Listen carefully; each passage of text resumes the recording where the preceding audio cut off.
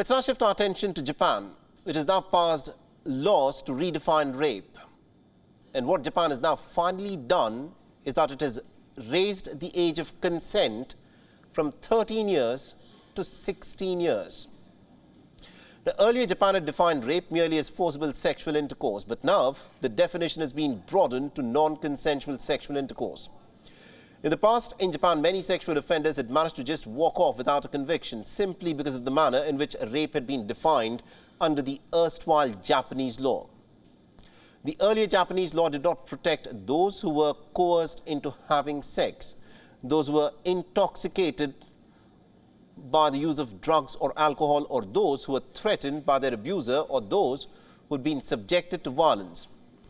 It also did not take into account victims who had consented to sexual intercourse only because they were afraid of the consequences of refusal. But now at least the law for rape has changed in Japan. The new rules explicitly outline 8 scenarios where it is difficult for a victim to in fact consent to sexual intercourse. And bear in mind that the change was of course much needed because the concept of consent had been very narrowly defined under the Japanese law before, and this is what has now been changed. The concept of consent has now been incorporated. And why was this important? Now take the example of this rape case from 2014. You might find the details disturbing, but we'd want you to pay attention to this. A man had pinned a 15-year-old girl to a wall and he raped her, and all through this the young girl had resisted. But when the case went to the court, the rapist was acquitted. What do you think was the reason? First of all, the minor was treated as an adult in the proceeding because of the age of consent.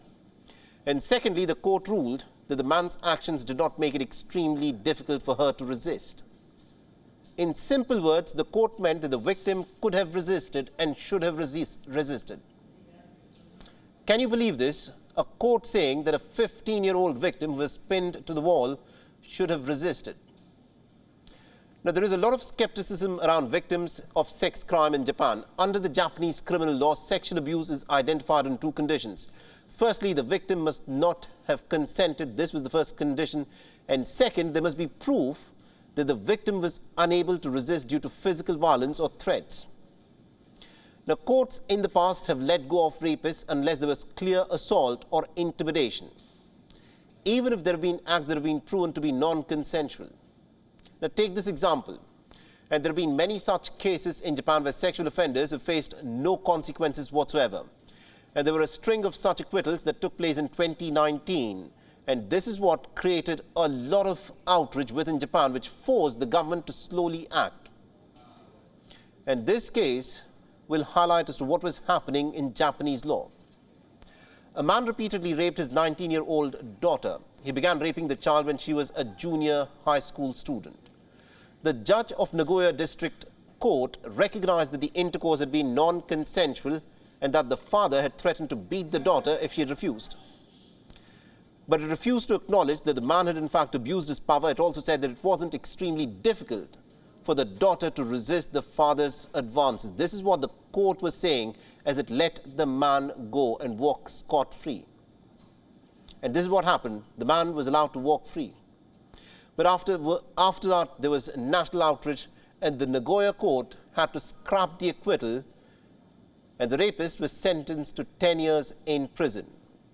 And then there was the case of the Tokyo University student Kensuke Matsumi. Now, this individual used to form university clubs to target and molest women along with his friends. Matsumi was later convicted of sexually assaulting a drunken classmate.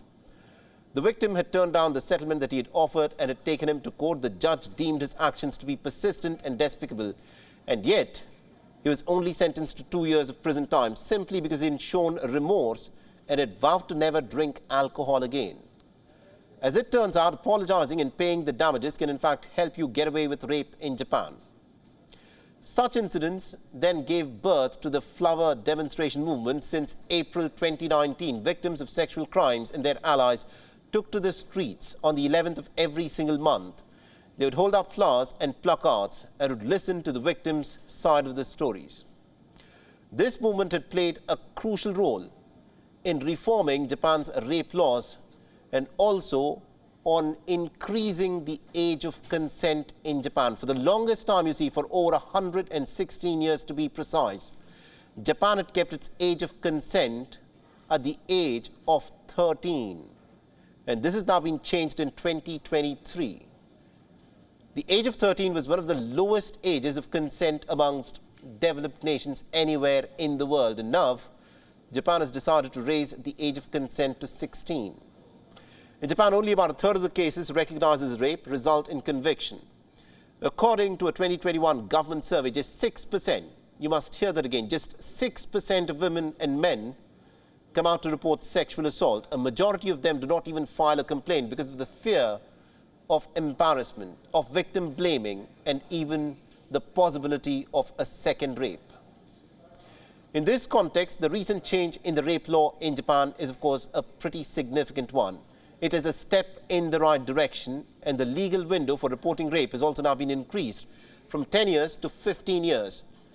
But a lot more still needs to be done, and the activists are calling for more financial and psychological help for the rape victims.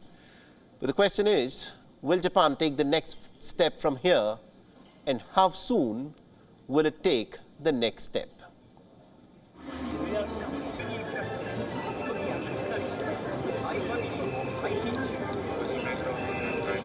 WION is now available in your country. Download the app now and get all the news on the move.